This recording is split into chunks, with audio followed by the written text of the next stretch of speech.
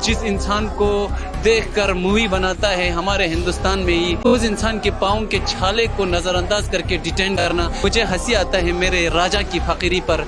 वो गरीबों से पसीने की कमाई मांगता है। 150 लोगों को पकड़ने के लिए वहाँ 1500 से ज़्यादा जो है सिपाही खड़े किए थे। आज हमारे पहाड़ों पे बर्फ़ गिरना बंद हो गया। तो मैं सोचता था कि दिल्ली जो है सभी है, सोचता कि सोनम वांगचुक जी को अलग लेके चले, पद यात्रीज को अलग लेके चले। यहाँ पर लोग मर रहे हैं ये नहीं दिखा रहे, वहाँ पर यही दिखा रहे कि एलविश यादव ने जहर कहाँ छुपाया, ये अंबानी की शादी कहाँ हो रही है। ये सरासर फोर्थ पिलर ऑफ डेमोक्रेसी की हत्या है। ललन टॉप आप लोगों ने दिखा, आप लोगों का हम शुक्रगुजार है। ललन टॉप का हमने खुद देखा था। अब आगे का क्या प्लान है? अब जिंदगी में सफलता मिले या न मिले ये तो मुकद्दर की बात है, हम कोशिश भी न करें ये भी तो गलत बात है। हमारे साथ लियाकत हैं, ये सोनम वांगचुक के साथ यात्रा में पहले दिन से हैं। लियाकत, ये जानना चाहेंगे जब हरियाणा से आप लोग दिल्ली बॉर्डर में एंटर कर रहे थे तब क्या हुआ? तब एक खूबसूरत पल हुआ जहां हमें जब हम देखते हैं तो रोना भी आ रहा था, लेकिन उनकी करतूत से हमें बहुत हंसी आया। 150 लोगों को पकड़ने के लिए वहाँ 1500 से ज़्यादा जो है सिपाही खड़े किए थे। ऐसा लग रहा था कि कभी अंदर डर लगा कि कहीं हम मर्डर करके तो नहीं आया है। जबकि अपने पाँव में छाले खुद लेकर हम जब चल रहे थे तो हमें एहसास हुआ कि हम एक सही राह पे, क्योंकि कहते हैं कि जब सही राह होते हैं तो वो मतलब अच्छी तरह लोगों को दिख जाता है। तो इतने डरपोक जो सरकार हो या जो भी हमें कर रहा था इस तरह से रोकेंगे हमने कभी मतलब सोचा ही नहीं था, क्योंकि जब तक चंडीगढ़ तक तो हमें इतना इज्जत सम्मान दे रहा था, क्योंकि जो जनवन इशू को लेकर हम आ रहे थे वो सिर्फ एक लद्दाख की जनवन इशू नहीं था। वहाँ अगर हमने देखा कि हिमालयस जो ट्रांस हिमालयंस रीजन में जो भी मतलब स्टेट पड़ रहे थे, जैसे कि मनाली हो, कारशा हो, बुनतर हो, उन सब का समस्या यही था। मगर जब हमने देखा कि वहाँ पर बहुत अफसोस, एक गांव में पहुंचकर मुझे एहसास हुआ और अफसोस हुआ। वह कह रहे थे कि 3 साल से हमारे पहाड़ों पे बर्फ़ गिरता था, आज हमारे पहाड़ों पे बर्फ़ गिरना बंद हो गया है। हमारे यहाँ लंग्स के कैंसर की बीमारी हो रहा है, बच्चे गलत नशे की तरफ जा रहे हैं, बेरोज़गार बढ़ रहा है।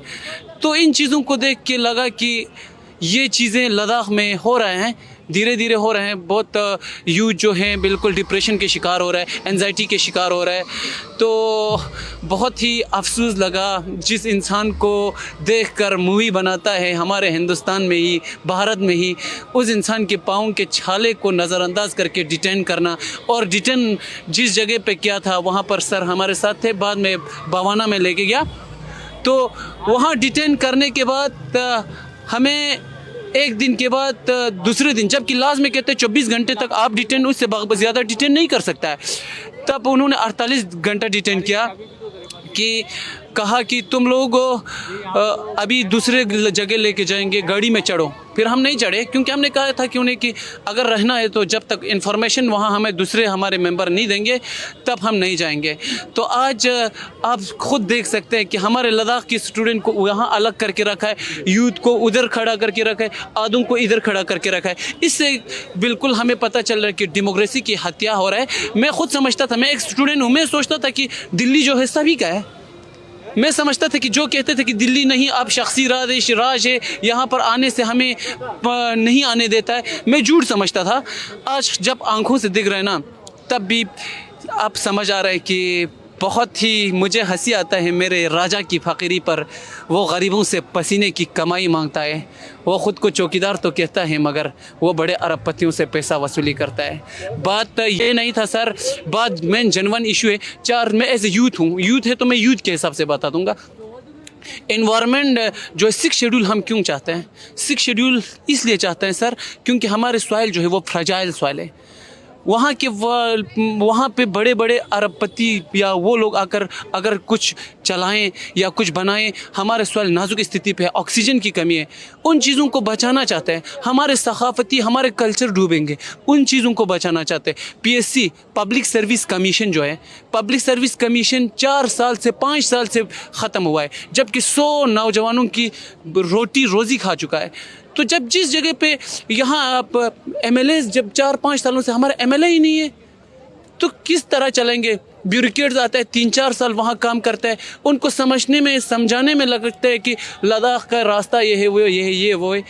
तो इन चीज़ों को लेकर हम यहाँ दिल्ली में आया हैं और अपने आप को ज़ख्म दे के आए हैं। 65 दिन हमने अनशन रखा था, 21 दिन जो है सोनम वांगचुक सर ने रखा था, तब हम बिल्कुल वहाँ साथ थे और सरकार ने बिल्कुल उसे नज़रअंदाज किया, उनको कोई फ़र्क नहीं पड़ा। इसी को फिर से हम आवाज़ उठाने यहाँ आए। यहाँ हम सिर्फ अपने मकसद के लिए नहीं आए, उनके दिए हुए मेमोरेंडम जो आप बीजेपी के 2019 और 2020 के इलेक्शन के मेमोरेंडम देखो, तीसरे नंबर पे बिल्कुल लिखा है कि लद्दाख को 6 शेड्यूल में डाल दिया जाएगा। आज कहाँ है? आज सरकार क्यों मतलब वो डूब के मरा है? तो आप अगर और सवाल है तो पूछ मैं सकते। बिल्कुल पूछ रहा हूँ। मैं नहीं, आप बोल रहे थे तो मैंने सोचा आपको टोकू नहीं, आपकी बात पूरी हो जाए। ये कि कितने बजे आपको डिटेन किया, कितने बजे आप सिंघू बॉर्डर पहुँचे? इत्तेफाक से मेरा कोऑर्डिनेटर हमें कह रहा था कि यार हमें बहुत अच्छा हुआ, पुलिस लोग हमें मैनेज कर रहा है कि तुम्हें किस एक धर्मशाला में रखा जाएंगे, फिर वहाँ से पैदल जाएंगे। यहाँ आकर देखा तो इस तरह स्वागत किया कि मेरे 80 साल के बुज़ुर्ग भी आज डिटेंशन किया, उनका क्या कसूर था? चलो हम यूथ में अगर जज्बा भी किस बात का, जब हमने एक नारा भी नहीं लगाया, हमारा सिर्फ नारा था कि लद्दाख को बचाओ, हिमालय को बचाओ। इसमें क्या कौन सी गलती है?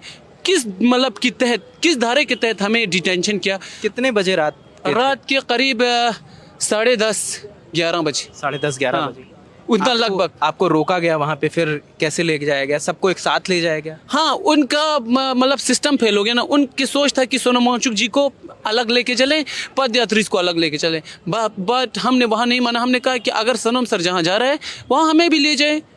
तब उनको लास्ट में प्रेशराइज आया, हम जितने पदयात्री से प्रेशराइज, क्योंकि उनके पास अल्फाज नहीं था ना किस बेसिस पे इनको डिटेंशन कर रहे हैं। वो लोग कह रहे थे IBNS की धारा लगी 163, जिसे 144 मतलब ज़्यादा लोग इकट्ठा मतलब नहीं रीज़न क्यों?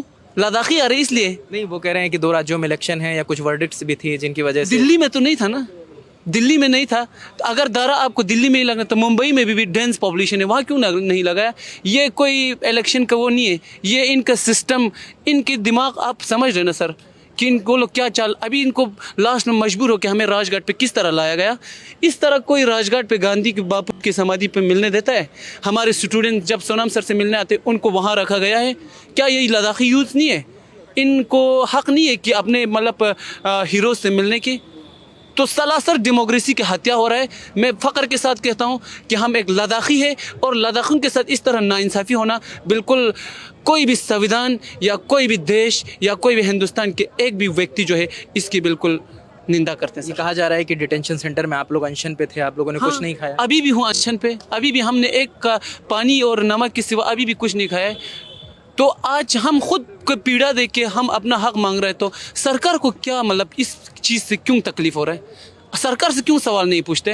आज जितने भी मीडिया है, मैं खुल के बताऊं, गोदी मीडिया से भी बदतर उनको हम यहाँ पर भी, अगर वो मीडिया हमसे कुछ पूछेंगे ना, हम पहले कहेंगे कि हमारे क्लाइमेट फास्ट क्यों नहीं दिखाया, जबकि ललन टॉप आप लोगों ने दिखा, आप लोगों का हम शुक्रगुजार है। ललन टॉप का हमने खुद देखा था। यहाँ पर लोग मर रहे हैं ये नहीं दिखा रहे, वहाँ पर यही दिखा रहे कि एलविश यादव ने जहर कहाँ छुपाया, ये अंबानी की शादी कहाँ हो रहा है। ये सरासर फोर्थ पिलर ऑफ डेमोक्रेसी की हत्या है। ये न्यूज़ वाले फोर्थ पिलर ऑफ डेमोक्रेसी हम मानते हैं सर, ये बिल्कुल हमारे साथ जुल्म हुआ है और उनको हक भी नहीं है। जो मीडिया आज तक छुप के बैठा, जबकि यहाँ पर अनशन रख रहे थे, तो तब कहाँ था वो लोग? तब भी अंबानी की शादी, अंबानी के लड्डू दिखा रहा था ना, तो उनको हक भी नहीं है।